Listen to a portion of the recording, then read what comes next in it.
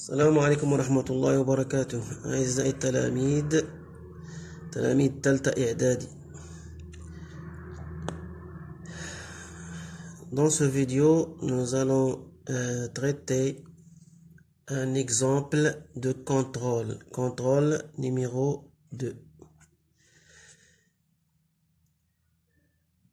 Exercice 1. Répondre par vrai ou faux. Les alvéoles pulmonaires sont entourés par des vaisseaux sanguins. C'est vrai.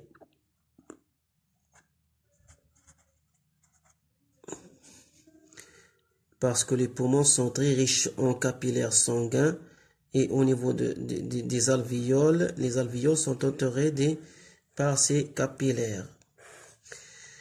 Les organes utilisent du dioxygène pour avoir de l'énergie. C'est vrai, parce que le dioxygène est nécessaire pour l'oxydation du glucose pour qu'il y ait production de l'énergie. C'est vrai. Le déchet des organes est le dioxygène. Ça, c'est faux. Ça, c'est faux. Le sang est le transporteur de l'oxygène, du dioxygène et du CO2. C'est vrai. Le sang participe au transport du dioxygène et du CO2. Exercice 2. Une ration alimentaire d'un adolescent et d'un homme adulte se compose de 360 g de glucides, 90 g de protéines, 80 g de lipides. Les besoins énergétiques de l'adolescent en 24 heures est de 12 800 kJ par jour, alors que l'adulte a besoin de 11 000 kJ par jour. Première question, calculer en kilojoules l'énergie totale fournie par cette ration alimentaire. Sachant que 1 g de protéines libère 17 kJ, 1 g de glucides libère 17 kJ et 1 g de lipides libère 38 kJ. L'énergie libérée par les glucides, donc pour calculer l'énergie libérée par les glucides, on va multiplier le 360 g de glucides par 17 kJ. Donc 360 que multiplie 17 kJ, qui est égal à 6120 kJ. 6120 kJ. L'énergie libérée par les protéines, on va multiplier 90 par 17 kJ. Et on va trouver 1530 kJ. 1530 kJ. L'énergie libérée par les lipides, on va multiplier 90 par 38 kJ, donc est égal à 3420 kJ. L'énergie totale issue de la ration alimentaire est 6120 kJ plus 1530 kJ plus 3420 kJ est égal à 11 070 kJ.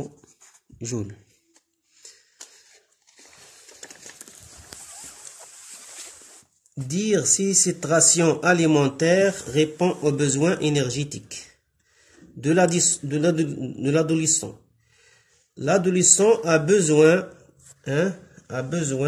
de, comme on a vu ici, l'adolescent a besoin de 12 800 kJ. 12 800 kJ. Mais l'apport énergétique de cet aliment est 11 070 kJ. Donc, cet apport énergétique ne suffit pas les besoins de l'adolescent parce que les besoins énergétiques sont supérieurs à l'apport énergétique de cette ration alimentaire. Et on va dire ici, pour l'adolescent, cette ration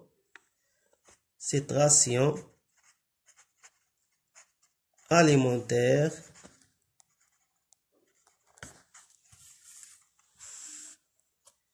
ne répond pas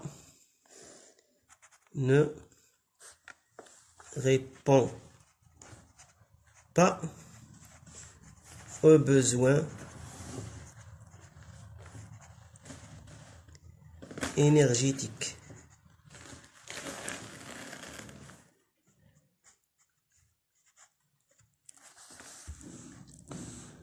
Car 12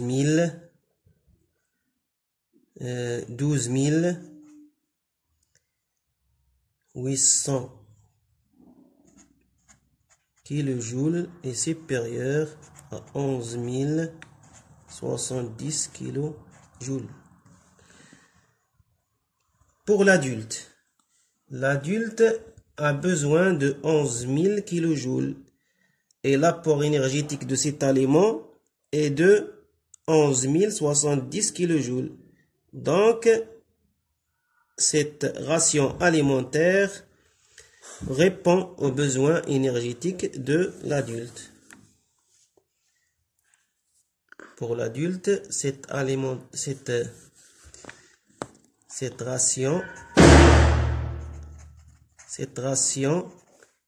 alimentaire répond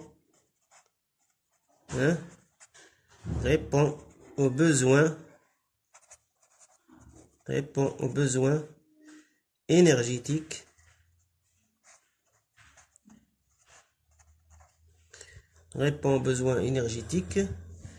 car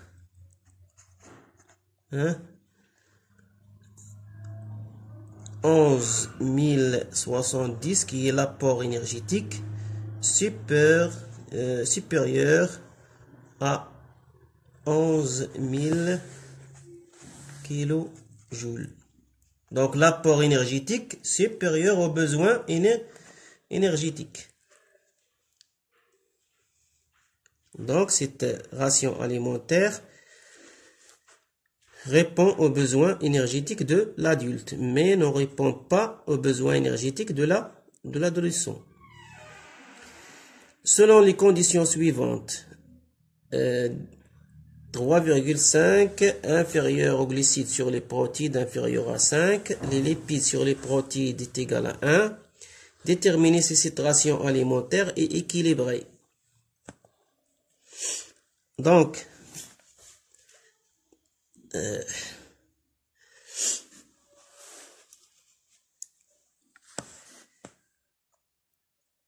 on va commencer par la première condition. Les glucides sur protéines est égal à 360 grammes sur 90 grammes qui est égal à combien? Est égal à 4. Est égal à 4. Hein? Et 4 et on a 3,5 inférieur à 4, inférieur à 5. Hein? Donc, cette ration alimentaire obéit à cette condition. hein؟ تستجيب لهذا الشرط. إذن هذه الكلتا الغذائية تستجيب لهذا الشرط.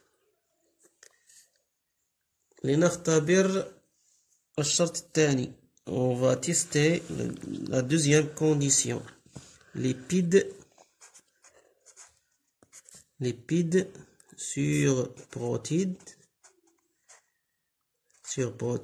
qui est égal 90 grammes sur 90 est égal à 1.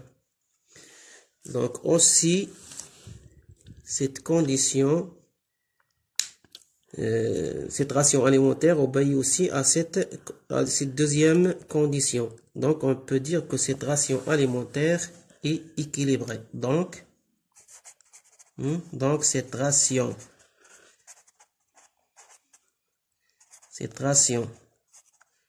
alimentaire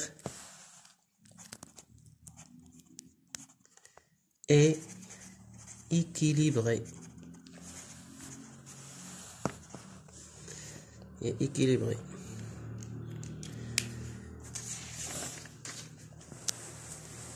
On va passer à l'exercice 3.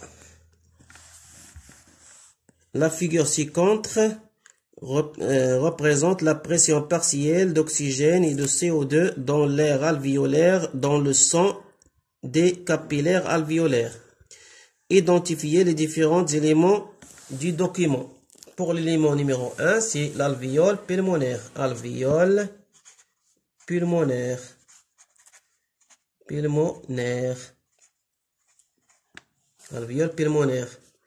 2. Capillaire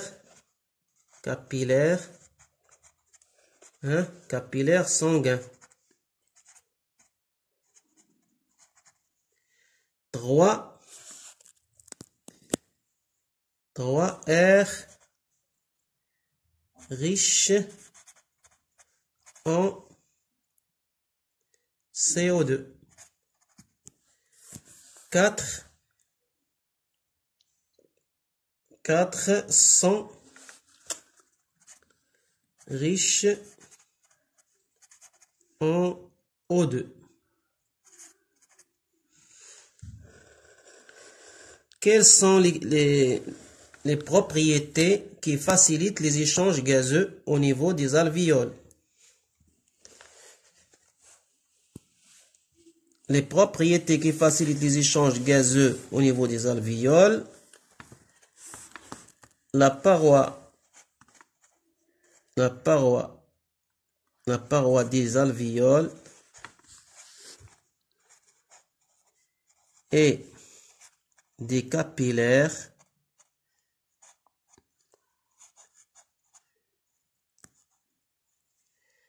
est mince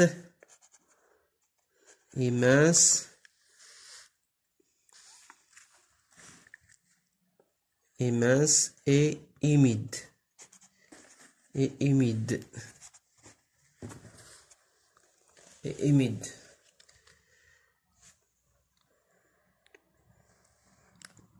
Donc le fait que cette paroi est mince et humide, il facilite les échanges gazeux entre l'air alvéolaire et le sang.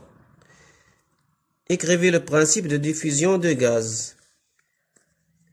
La diffusion des gaz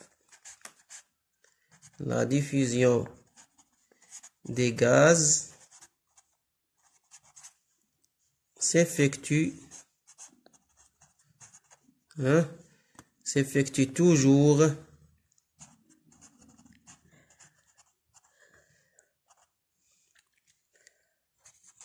de la zone de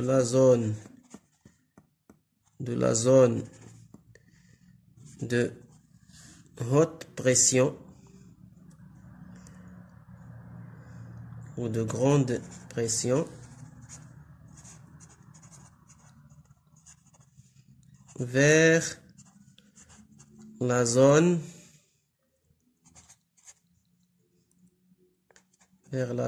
de faible pression.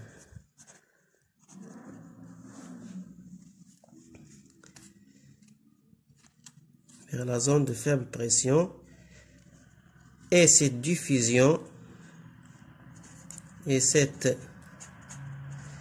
diffusion continue jusqu'à égalité de pression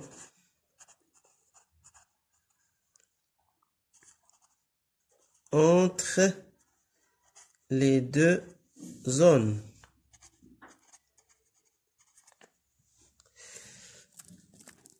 À l'aide des flèches, indiquez le sens de diffusion de O2, de CO2 et expliquez pourquoi. Donc, O2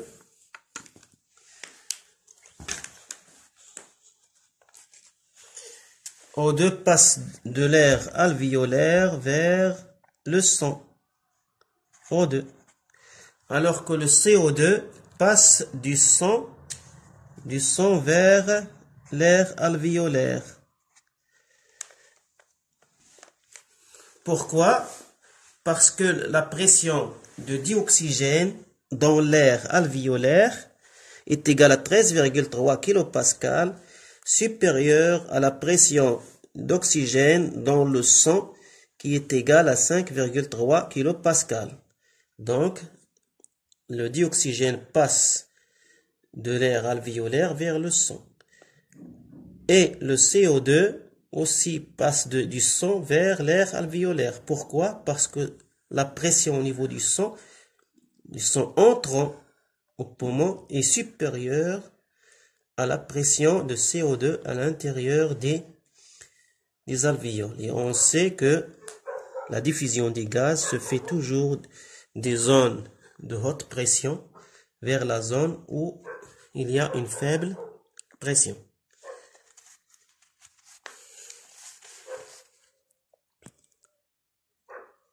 Wassalam.